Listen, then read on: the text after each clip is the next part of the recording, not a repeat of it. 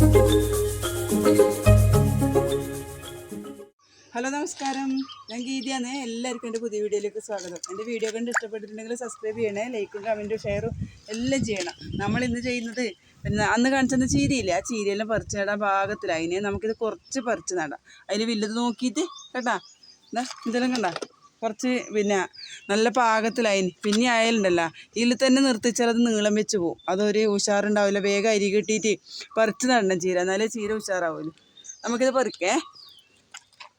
വലുതായ ചീരയെല്ലാം നമുക്കിന്ന് പറിക്കേ. ഇന്നലെ എനിക്ക് വീഡിയോ ഇടാൻ കഴിഞ്ഞിട്ടാ. ഇന്നലെ ഞാൻ എൻ്റെ വീട്ടിൽ പോയിന്. ഇന്ന് എൻ്റെ അമ്മ മരിച്ചിട്ട് ഒരു കൊല്ലത്തിയ ചടങ്ങെല്ലാം ഉണ്ടായിന്.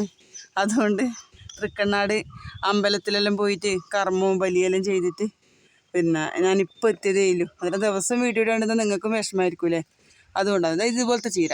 ഇത് പറിച്ചിടാൻ പാകത്തിലായ ചീരയാണ് കേട്ടാ.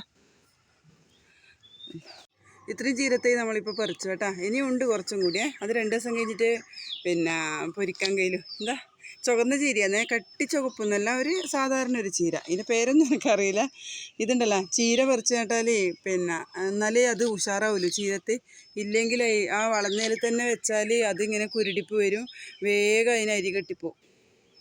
പിന്നെ ഇത് പിന്നെ പറിച്ച് നട്ടാലും വരെ പറിച്ച് നട്ടാൽ നമ്മൾ 2-3 ദിവസം തണലത്ത് വെക്കണം. ഇല്ലെങ്കിൽ ഓലയോ അങ്ങനെ എന്തെങ്കിലും പിന്നെ ഇട്ടിട്ട് ഒന്ന് പിന്നെ വെയിൽ കൊള്ളിക്കണ്ടിക്കണം. ഇല്ലെങ്കിൽ ചീര തേച്ച് പോയിപ്പോൾ. നമുക്കിത് നടേ. ചീര നടാൻ പാത്രമുള്ള വിചാരിച്ചിട്ട് ആരും വിഷമിക്കണ്ട കേട്ടോ. ഇതെല്ലാം പിന്നെ മുട്ടായിയുടെ പാത്രമാണ്. മുട്ടായി പാത്രം പീടിയെന്ന് കൊണ്ടുവന്നത് കാലിയായത്. അത് കട്ട് ചെയ്തിട്ട് അതിൽ കുറച്ചധികം പൂഴി കൂട്ടീനെ. പൂഴിയും പിന്നെ ചാണകപ്പൊടിയും മണ്ണും കൂടി മിക്സ് ആക്കിയതാണ്. വേറെ ഒന്നും കൂട്ടിയിട്ട് കുമ്മായോ ഞാൻ ഇട്ടിട്ടേ. കുമ്മായോ നമുക്കുണ്ടല്ലോ പിന്നെ ലേശം വെള്ളത്തിൽ കലക്കിയിട്ട് നേർപ്പിച്ചിട്ട് നമുക്ക് ഇതിൻ്റെ സൈഡിൽ ഒഴിച്ചു കൊടുക്കാം. ഇടയ്ക്കിടയ്ക്ക് നല്ലോണം ഒഴിക്കാൻ പാടില്ല, കുറച്ച്. ഇത് ഐസ്ക്രീമിൻ്റെ പാട്ടാണ്. ഇതിനെല്ലാം ഞാനുണ്ടല്ലോ പപ്പടം കുത്തി ചൂടാക്കിയിട്ട് പിന്നെ ദ്വാരം ഇട്ട് കൊടുത്തു, വെള്ളം വാർന്നു പോകാൻ വേണ്ടിയിട്ട്. നമുക്ക് ഇങ്ങനത്തെ 2 നടേ. ഇതിലെല്ലാം ഒന്നേ നടാൻ പറ്റുമല്ലോ.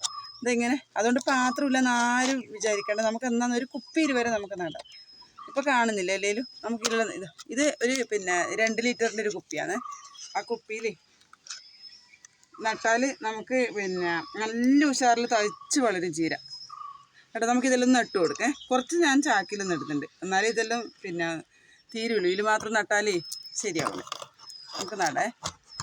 ഇത് നട്ട് കഴിഞ്ഞിട്ട് നമുക്ക് നേരിട്ട് ഈ പൊടിവളങ്ങളൊന്നും കൊടുക്കണ്ട കേട്ടോ. ലിക്വിഡ് രൂപത്തിൽ നമ്മൾ പച്ച ചാണകം നേർപ്പിച്ചിട്ട്, അല്ലെങ്കിൽ കടലപ്പുണ്ണാക്ക്, വേപ്പും പുണ്ണാക്ക്, എല്ലുപൊടിയെല്ലാം പച്ച ചാണകം ഇട്ട് ഒരേ അളവിലാക്കിയിട്ട് അതെല്ലാം നേർപ്പിച്ച് പുളിപ്പിച്ച വെള്ളം നേർങ്ങനെ ഒഴിച്ചോട്ടാൽ അതാണ് ചീരക്ക് ഏറ്റവും നല്ലത്.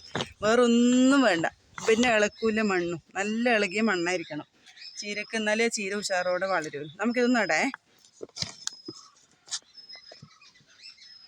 ഇതിലൊരു 5 വെച്ചിട്ട് ഞാൻ നട്ടിന് കേട്ടോ. അത്രേ വേണ്ടു, നല്ല ചീര ഉഷാറാവില്ല കേട്ടോ. ഇനി കുറച്ച് പാത്രങ്ങളുണ്ട്, നമുക്കെല്ലാം കൂടി ഒന്ന് കംപ്ലീറ്റ് ആക്കി നടേ. നമ്മൾ ചീരയിൽ നട്ടു കേട്ടോ. ലേശം വെള്ളം നനച്ചു കൊടുക്കേ.